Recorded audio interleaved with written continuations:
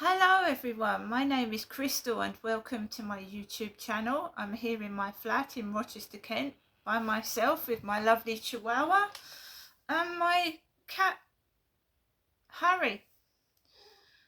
So good morning everyone, this is the second video of today.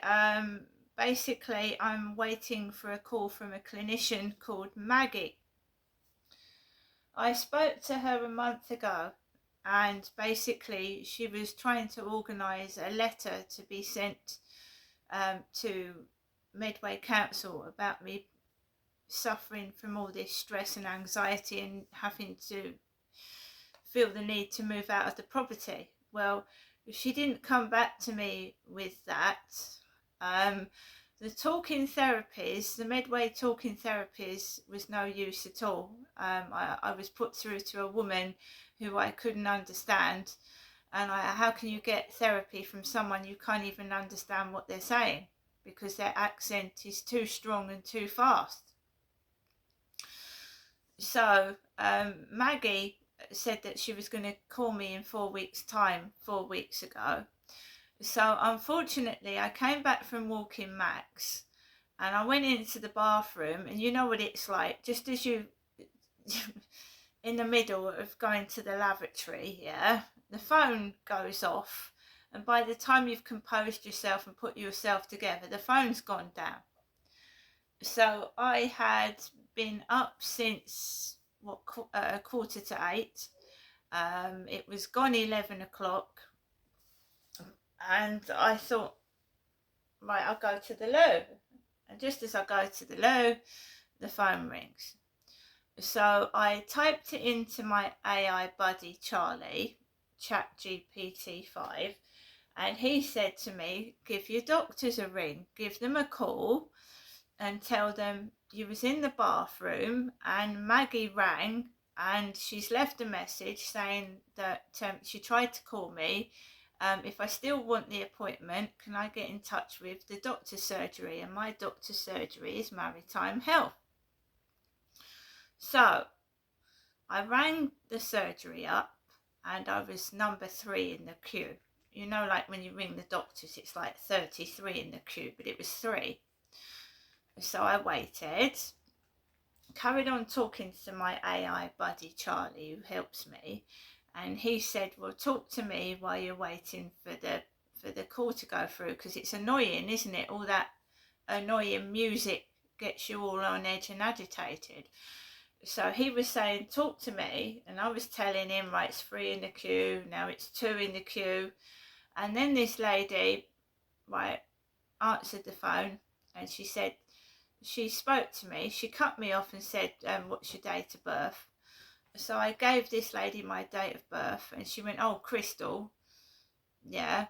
And she went, oh, I'll get Maggie to call you back. So I'm waiting for the clinician to call me back. And then I just put the phone down. I hadn't heard from my mother, Jennifer, all day. She'd not called me all day. And then as soon as I talk out loud, tell this lady my date of birth, put the phone down, my mother rings the phone. And I thought it was a clinician, so I answered it. And my mum went, hello. She went, hello. I went, I'm waiting for a clinician's call. I'll call you back later. And I put the phone down, and my mum went, are you all right? She went, hello. I went, I'm waiting for a call from the doctor. And she went, oh, are you all right? And I had to put the phone down because I don't want to miss the call again. So as soon as I speak out loud, there's activity. If I keep quiet, there's no activity. But as soon as I speak, my mum rings the phone, which I find just weird and crazy. Alexa, what's the time, please? It's 11:36 a.m. So it's half an hour roughly before lunchtime when I'm going to prepare something to eat, and I've got a salad today, a prawn salad that I got from Asda yesterday from Deliveroo. So I've got a prawn salad. So I've got food. So I told you what happened this morning. Mr. Taylor's kids were playing upstairs, banging the ceiling. I tried to keep calm and cool and collected. I just carried on. I made myself a herbal cup of tea. I put music on, listened to Lee Evans, which is a comedian, and when you are all agitated, the best thing to do is either to cheer yourself up with a comedy or listen to some music. And I put some music on. It's not that I want to make a loud noise with music, guys. It's that if I am listening to somebody's kids banging and screaming above the ceiling with no noise to cover it up, I'm going to go crazy. Anybody would. Especially when you're woken up out of bed suddenly and you're not feeling well. When somebody slams down on the ceiling, it can jolt you and make you feel extremely unwell. So I'm not putting new music on, washing machines on, and comedy shows on because I want to. I'm doing it to cover up other people's noise, which is irritating me and making me feel stressed and ill. And I'm keeping quiet because I don't want everybody to know my business. I don't want everybody to know my business. And all that lady did over the phone was take down my date of birth, say Crystal, and it sounded like the cleaners were having an argument outside my building. It sounded like the male and female cleaner were arguing with each other. I don't know what's going on. Anyway, this morning, the guy upstairs is out. It's quiet. I went downstairs with my dog Max. I went into the communal bin store to throw my rubbish out, and I'd noticed that somebody had covered up the mice droppings with a bin. So there's mice droppings behind a recycling blue bin. So they're not disinfectant in it. They're not getting clean in it. Somebody has just covered up mice droppings with a bin. They've covered it over. They've pushed a bin over the droppings, which is not going to stop a mice infestation, is it? Just covering up the mess. The cleaners have a duty to report to the housing what is going on. If they can't clean it themselves, they need to get a professional pest company to come out and clean the bin store and get rid of the mice problem. There is mice droppings all over the bin store, and covering the bin up, pushing the bin over the mice poo is not going to get rid of the mice problem, is it? And also it could spread into the building. If they don't control the mice problem, it could spread to inside the building. At the moment it's external. It's in the bin store. They're coming from a hole in the bin store, I think, being attracted to the food and the mess that's being left on the bin store. So they need to seal the hole up.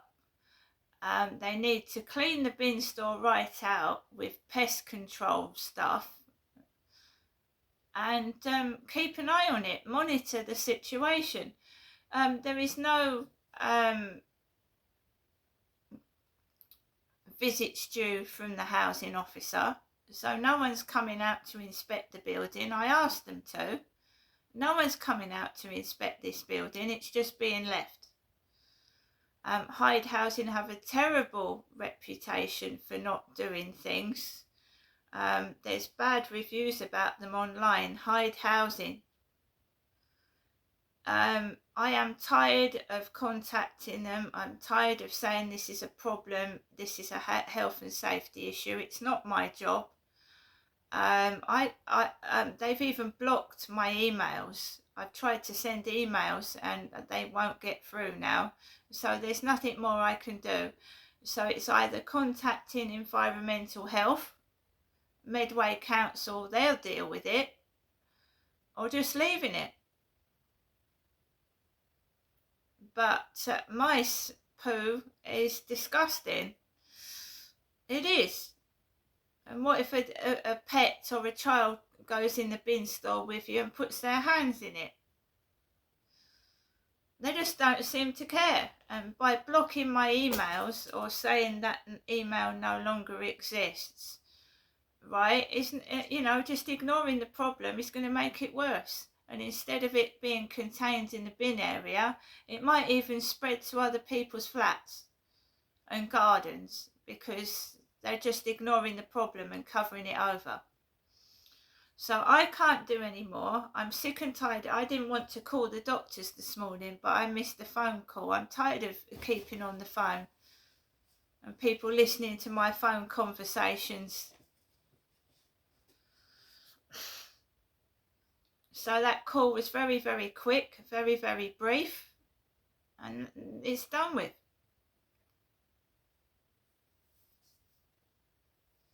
So I put my rubbish away. I went for a walk on the fields, and it's all about people irritating you, trying to get a reaction out of you and irritating you, or doing silly things to go in my journal, my diary. So I have been told to focus on Max, turn my back on people if they're being irritating, just turn my back on them and ignore them. It's none of my business what they're doing. And when somebody's interfering in your business, you are going to say, look, mate, what are you doing? I'm trying to walk past. Why are you obstructing my way being silly?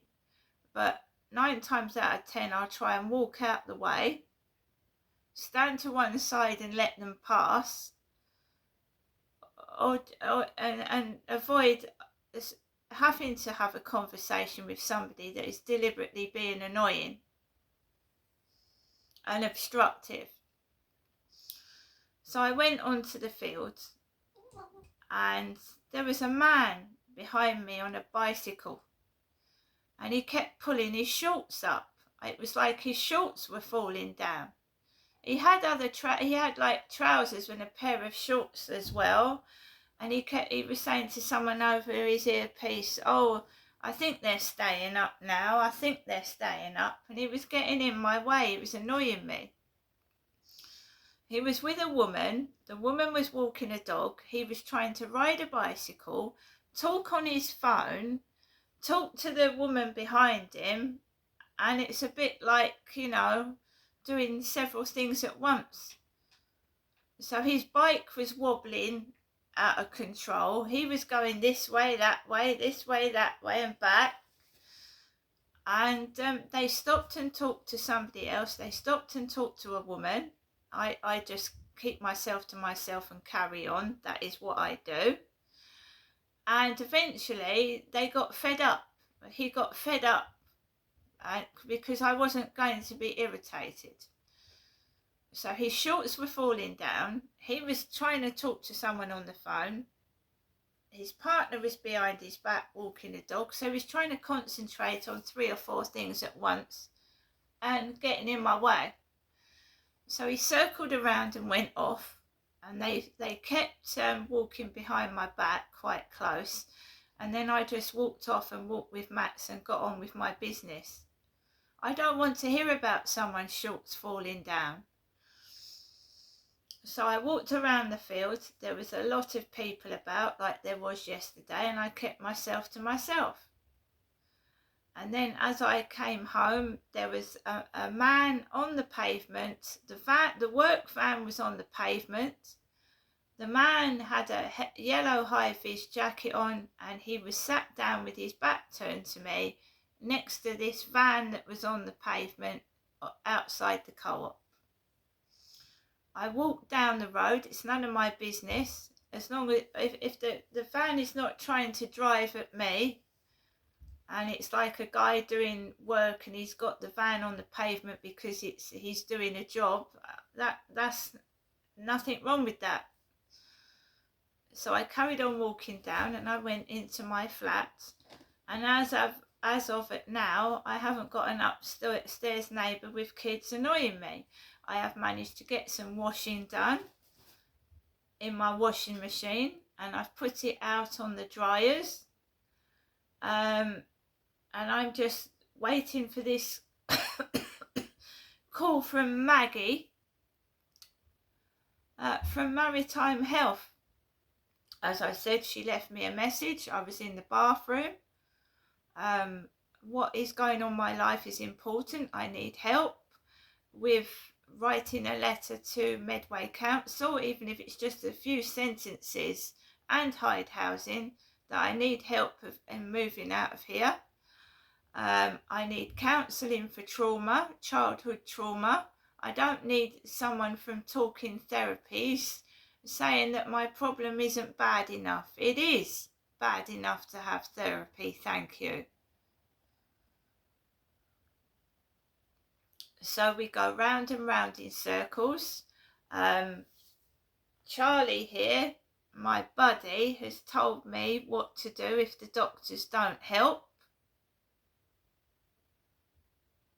So if the doctors don't help, anybody in my position that is suffering stress and mental health problems from noisy neighbours or childhood trauma, whatever, Medway Mind, local community hubs, run wellbeing and stress management groups, sometimes linked to churches or community centres. Medway Citizens Advice Bureau can help challenge Hyde Housing, raise formal complaints and ask for letters from professionals. So I can ring the Citizens Advice Bureau if no one's helping me. Samaritans for emotional support at any time, they just listen. Shelter, not just housing advice, they can support people whose mental health is affected by housing stress. So I'm going to get in touch with Shelter and Medway Mind. I got in touch with Shelter in Gloucestershire and they did not help me. They tried to help me. They tried to get in touch with the landlord, who was a private landlord, and the private landlord brought up fake paperwork and tried to make out that I was the problem. So Mind offers local mental health and wellbeing support, peer groups and one-to-one sessions. So guys, if the doctors don't give me any support and help because they're just after money, £50 for a letter, you've got Mind, Shelter, Samaritans and Medway Citizens Advice, and also there's hubs, and I've seen groups of people sit in Rochester Library talking with each other. So I need to get out of this flat, join some sort of group and get some therapy, not keep speaking to my mother over the phone, who's trying to block calls and block me getting help and support. She keeps jamming the phone and ringing it.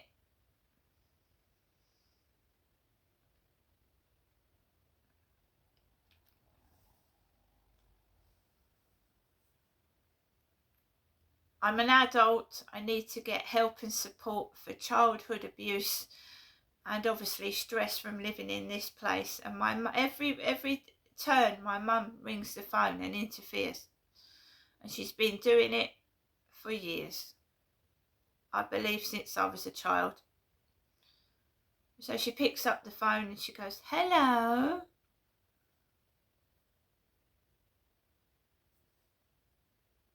I don't want to speak to my mother. I want help and support.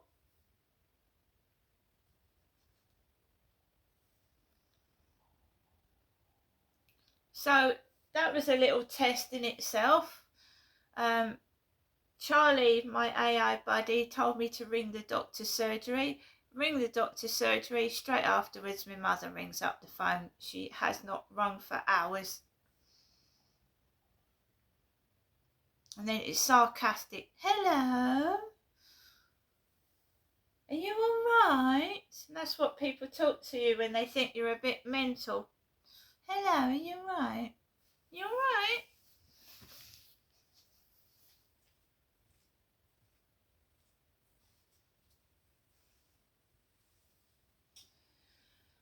So guys, we're going to wait for this. I don't know if Maggie will call again today, but I've got to keep the phone close to me.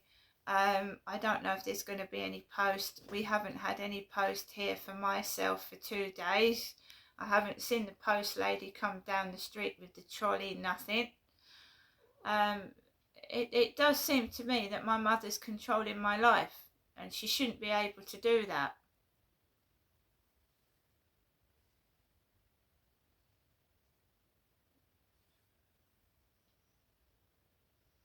Sorry, but I cut her off.